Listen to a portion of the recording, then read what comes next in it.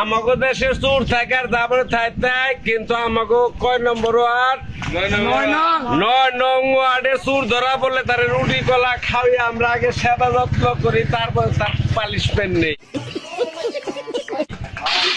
এই দেশে কয় আরবো না যে সুরে গো বলে খেজমত করে না, আমরা সুরে গো খেজমত করতেছি। এই দুনিয়ায় জামনে তার জায়গা, ও তো একটা মানুষ, ও তো চুরি করছে পেটে দেয় নাকি? তুই সুরের থাইলকদার, আমি সুরের থাইলকদার না, আমি আমাকে ইউনিয়নের কথা ভাবতেছি যে আমাকে ইউনিয়নের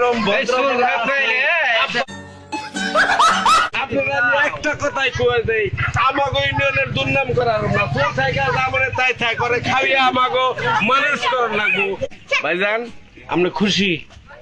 আপনার এখন ভাল লাগতেছে অনেক।